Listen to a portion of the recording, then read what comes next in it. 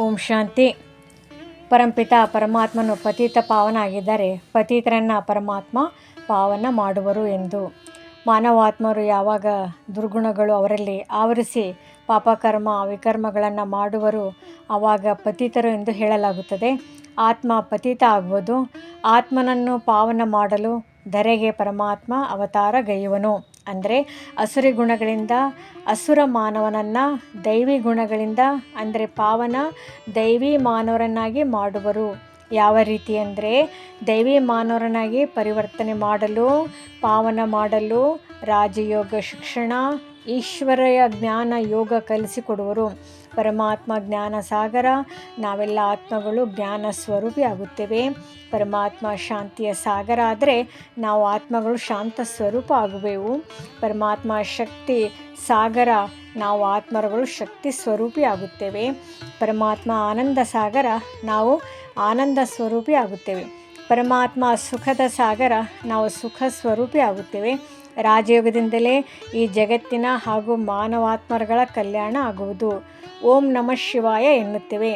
ಓಂ ನಾನು ಆತ್ಮ, ನಮಃ ನಿಮ್ಮನ್ನು ನಮಸ್ಕರಿಸುತ್ತೇನೆ ಎಂದು ಅರ್ಥ.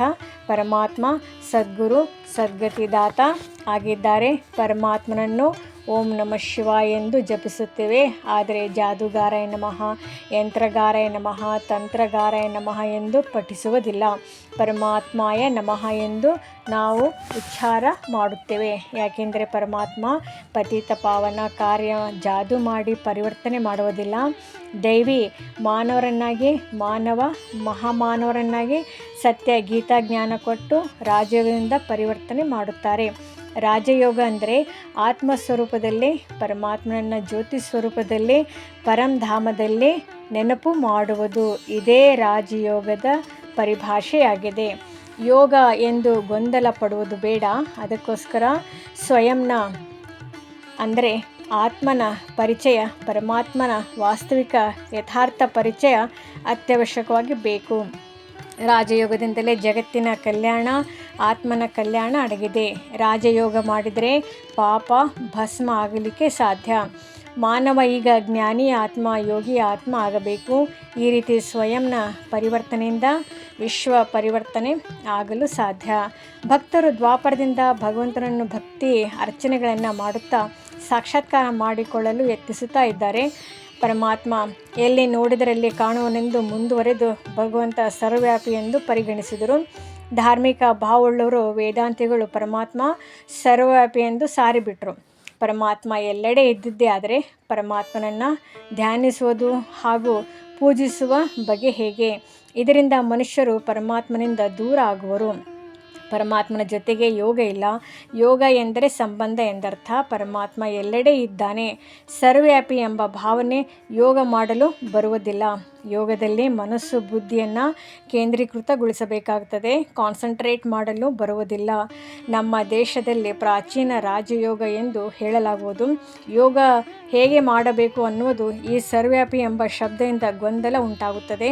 ಪರಮಾತ್ಮ ಸರ್ವಜ್ಞ ಎನ್ನುವರು. ಸರ್ವಜ್ಞ ಎಲ್ಲವನ್ನು ಬಲ್ಲವರು ಎಂದು. ಪರಮಾತ್ಮ ಗುಣೇಶ್ವರ. ಹಾಗಾದರೆ ಎಲ್ಲೆಡೆ ಪರಮಾತ್ಮ ಗುಣಗಳು ವ್ಯಾಪಕವಾಗಿರಬೇಕಾಗಿತ್ತು. ಬೆಂಕಿಯು ಎಲ್ಲಿ ಇರುವುದು ಅಲ್ಲಿ ಎಲ್ಲವೂ ಸುಟ್ಟು ಹೋಗುವುದು. ಅದರಂತೆ ಪರಮಾತ್ಮ ಸರ್ವವ್ಯಾಪಿಯಾಗಿದ್ದರೆ ದೈವಿ ಗುಣಗಳು ಎಲ್ಲ ಕಡೆ ವ್ಯಾಪಕವಾಗಿ ಕಂಡುಬರಬೇಕಾಗಿತ್ತು. ಜಗತ್ತಿನಲ್ಲಿ ಅನೇಕ ದುಷ್ಕೃತ್ಯಗಳು ನಡೆಯುತ್ತದೆ. ದೇಹದ ಅಭಿಮಾನ ಬಂದು ಪರಸ್ಪರ ದುಃಖವನ್ನು ಕೊಡುವರು. ಕ್ರೋಧದಲ್ಲಿ ಒಬ್ಬ ಮಾನವ ಅನೇಕ ಅಪರಾಧ ಮಾಡಿ ಕೊಲೆ ಸುಲಿಗೆ ಮಾಡುವನು.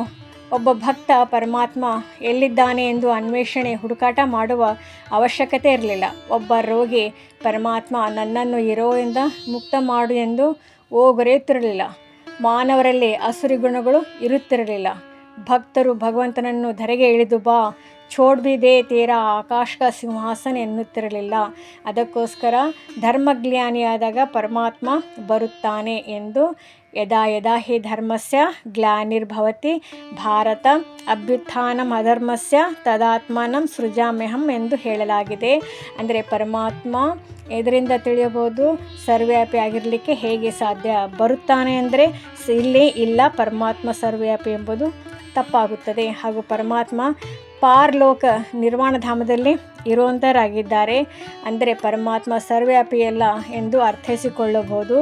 ಓಂ ಶಾಂತಿ.